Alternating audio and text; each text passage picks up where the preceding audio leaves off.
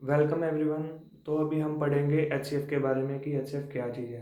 वैसे तो ये एक बहुत इजी सा और बहुत छोटा टॉपिक है, बट कई बार एग्जामिनर हमें एग्ज़ाम में इसके ऊपर भी क्वेश्चन पुट कर लेता है। तो आइए देखते हैं हम इसको कि हम जल्दी से जल्दी इसको कैसे सॉल्व कर पाए। एचसीएफ की फुल फॉर्म जैसे मैंने लिख दी है, हाईएस्ट कॉमन फैक्टर। अभी ये क्या है, मैं आपको एक एग्जाम्पल के द्वारा इसको मैं समझाता हूँ कि इसकी फुल फॉर्म का क्या मतलब है।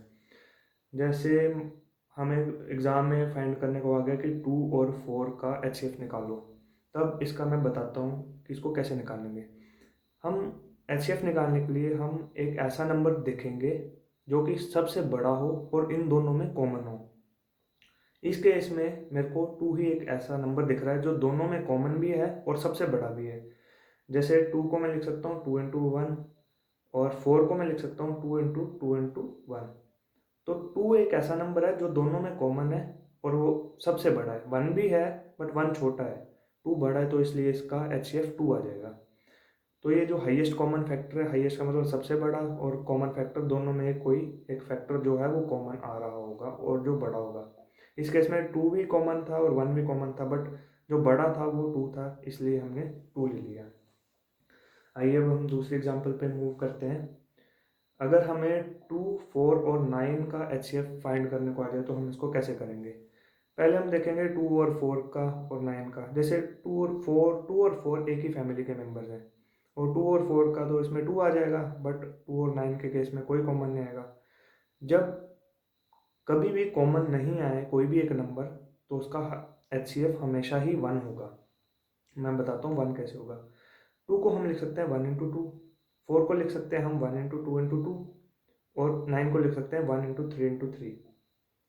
सो 1 ही एक इकलौता और सबसे बड़ा एक ऐसा नंबर है जो इन तीनों में कॉमन है, तो इसका एचसीएफ आ जाएगा 1। अब हम चलते हैं थर्ड एग्जांपल पे।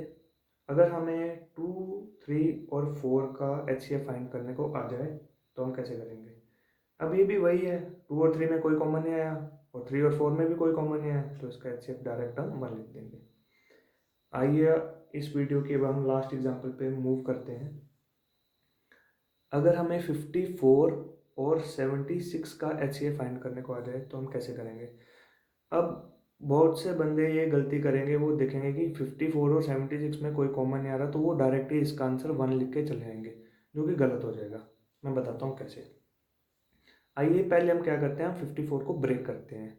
54 को मैं 2 × 27 ऐसे लिख सकता हूँ, क्योंकि दोनों इवन नंबर है और इवन नंबर 2 से डिविजिबल हैं ये, इसलिए मैंने 2 × 27 लिख लिया। और 76 को मैं 2 × 38 लिख दूंगा। अब मुझे एक साफ साफ दिख रहा है, एक 2 एक ऐसा फैक्टर है जो दोनों में कॉमन और बड़ा भी है, तो इसका आंसर 2 हो सकता है। बट मैं अभी तक श्योर नहीं हूँ, क्योंकि मेरे पास अभी 27 और 38 रिमेनिंग है। मुझे पहले इनमें देखना पड़ेगा कि 27 और 38 में कोई कॉमन नंबर आ तो नहीं रहा। अगर इनमें कोई कॉमन नंबर आ जाए तो उसको मैं 2 के साथ मल्टीप्लाई करके आंसर बन जाएगा। अगर कोई भी कॉमन नंबर नहीं आया तो इसका एचसीएफ 2 हो जाएगा। अब 27 को मैं 3 × 3 × 3 लिख सकता हूँ, 3³ और 38 को मैं लिख सकता हूँ 2 × 19। तो मुझे साफ साफ दिख रहा है इन दोनों में कोई कॉमन नहीं आ रहा है, तो इसका मतलब इसका एचसीएफ क्या आ गया, 2।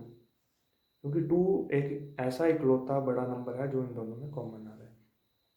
ये बहुत सिंपल सा टॉपिक था, मुझे लगता है कि किसी को इस पर अब डाउट होगा।